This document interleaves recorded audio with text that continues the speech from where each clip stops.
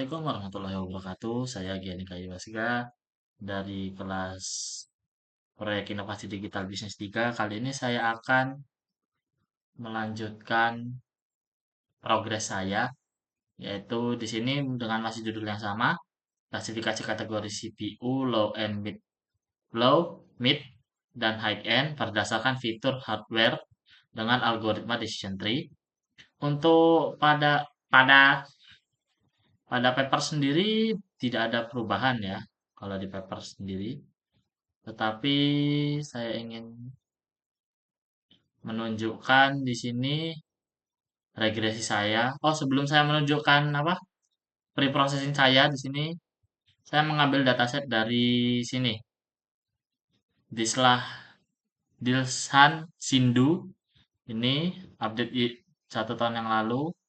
Di sini selain dataset yang ini ada juga beberapa dataset yang lain. Dan di sini ada CPU dataset.csv yang terdiri dari 10 kolom, 10 kolom, 10 kolom dan 320 value atau ini baris. Di sini ada pun kolomnya yaitu ada nama, harga, produk, MPN, EAN, UPC, base clock, turbo clock, clock multiplier, sama core. Heeh. Kemudian setelah di-download maka kita masuk ke dalam preprocessing data. Di sini kita pertama import pandas, kedua load data. Di sini saya memasukkan data ini ke dalam Google Drive saya. Jadi saya nanti ketika saya ingin run-nya lagi tidak perlu mengecek apakah masih ada atau tidak karena saya jarang membuka drive saya dan menghapus file-file di drive saya, makanya saya taruh di drive saya. Di sini read connect drive my drive CPU dataset.csv. Di sini drop kolom yang tidak diperlukan seperti MPN, EAN, UPC, dan product page. Di sini membersihkan kolom harga, mengubah dari numerik. The price ini, kemudian konversi base clock dan turbo clock, mengubah TDP dari numerik, menangani missing values, kemudian encoding teks yang diperlukan. Oke, di sini mari kita run di sini.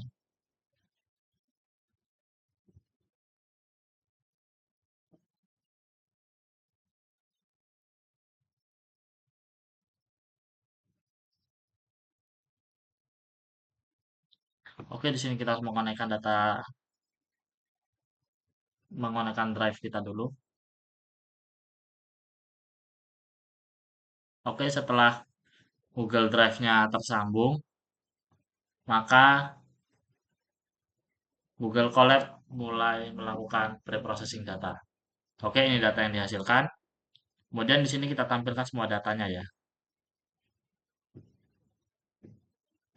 Oke, di sini semua sudah tertampilkan. Ada threads, ada TDP, ada socket, ada integrated CPU juga di sini. Oke, kita lihat. Oke, kita coba download ya datanya ya.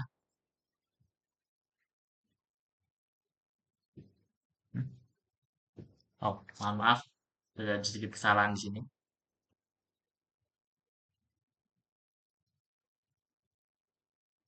Bagi teman-teman yang ingin tahu, sebenarnya di Google Colab ini juga ada AI-nya tersendiri ya di sini. Nah, oke, di sini kita taruh di inovasi. Oke, kita taruh di sini. Ini kita buka.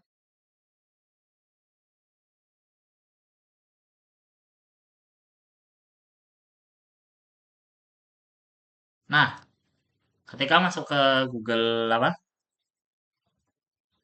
Ke Google Spreadsheet, maka akan seperti ini. Datanya akan tampil lebih rapi. Oke, setelah di pre-processing, kemudian di sini kita melanjutkan kita mulai dari ini. Kita mulai melakukan training model yang kita gunakan yaitu ada model klasifikasi dengan algoritma decision tree. Oke, di sini pada decision tree, di sini saya masih menggunakan data split dan trainingnya.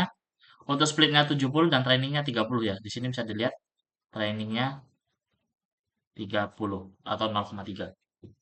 Ketika di run, oh ya, dan jangan lupa sebelum melakukan run tadi, kita melakukan hal yang sama, yaitu adalah melakukan connecting ke drive, karena ini saya masukkan ke drive juga.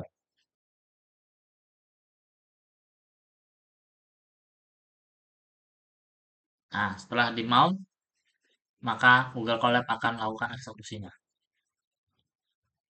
Di sini codingan di sini masih sama seperti kemarin, dengan melakukan ini dengan core dan trade sama. Jadi kalau dianya membaca kurang dari 20 maka low, kurang dari 30 maka mid, kalau lebih dari itu berarti high. Oke, di sini hasilnya. Di sini, oh ya, di sini juga ada untuk prediction ya, prediksi, evaluasi model sama output prediksi. Nih, bisa kita lihat di sini. Dari precisionnya 0,1. Semakin dia mendekati 1 atau 1,00, itu semakin bagus ya, teman-teman. Jadi jika terjadi seperti ini maka terjadi error di sini. Di sini bisa kita lihat ini 24 dengan 2. Berarti di sini karena low end di sini mid. Ya, di sini mid. Ini harusnya ada yang terbacanya low atau mid, dianya maka terbacanya jadi ini high. Dari low terbaca ke mid. Seperti itu. Oke, ini cuman saya membuat ininya saja apa? Tabel saja. Biar tidak error kita run saja. Oke. Nah, setelah itu kita bisa download hasil dari apa yang kita inginkan tadi, teman-teman. Di sini kita download. Oke, sedang loading.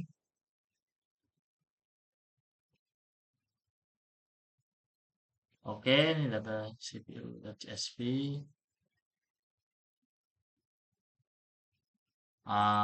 Mungkin teman-teman di sini nggak bisa lihat ya, cuman tapi di sini udah terdownload di tempat saya.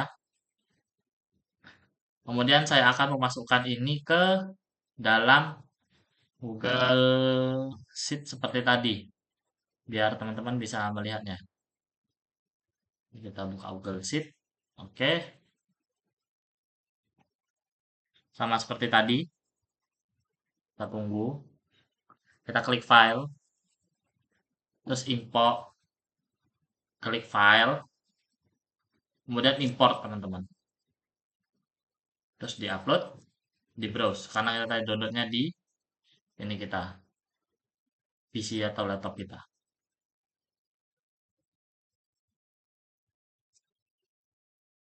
Oke, import data.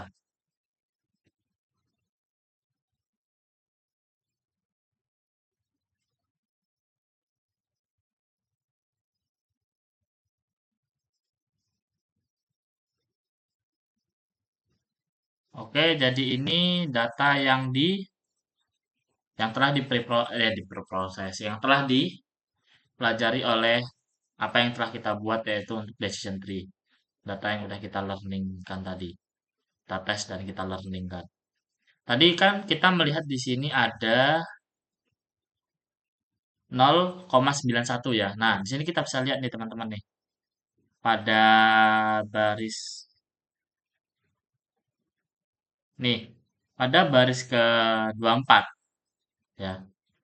Pada baris ke-24 itu harusnya kalau sesuai dari aktualnya itu low end, tapi diprediksi dari algoritma yang kita gunakan atau algoritma atau metode yang kita gunakan, dia ngebacanya jadi mid end. Itu jadi salah satu errornya teman-teman di sini. Yang pertama. Kemudian kita cari lagi apakah ada lagi. Nah, di sini ada lagi nih. Ini, nih. Oke, di sini low end terbaca mid end. Jadi itulah mengapa pada prediction ini ada yang miss prediction di mid end. Karena itu seharusnya dia ngebacanya low end, harusnya dia low end aktualnya, tapi terbaca oleh sistem yaitu adalah mid end. Oke, di sini tadi data yang udah kita download kan. Nah, di sini kita run ininya. Nah, di sini. Bisa kita lihat, low end-nya malah terbaca di mid end sini. Terbacanya 2. Ini. Nih, terbacanya 2 di sini. Nih. Ini predictable ya, predictable label dan ini true-nya. Yang benarnya itu adalah 24, 20, dan 51. Tetapi diprediksi tabelnya di sini ada 2 yang error yang low malah terbaca di mid. Kemudian untuk fitur yang importantnya atau hal yang paling berguna, bukan berguna, hal yang paling tinggi menjadi patokan yaitu adalah trade, kemudian core, kedua base clock dan turbo clock. Kemudian di sini, nah kemarin tutup yang di bagian bawah sini, ini, nah di sini merupakan hasil visualisasi dari decision tree-nya. Di sini saya juga melakukan beberapa percobaan, yaitu untuk menaikkan data testnya menjadi 90% untuk data test dan 10% untuk data training. Ha. Tetapi di sini semuanya berjalan bagus di sini. Dan untuk ininya juga ada beberapa yang error nih teman-teman. Beberapa dari confusion matrix-nya ada beberapa yang error atau salah di sini bisa kita lihat. Kita coba di sini ambil confusion matrix-nya ya. Nah, kita copy saja semua ya teman-teman ya. Ini kita Ctrl A, Ctrl C. Oke. Sini kita coba run ya yang 90 tadi ya.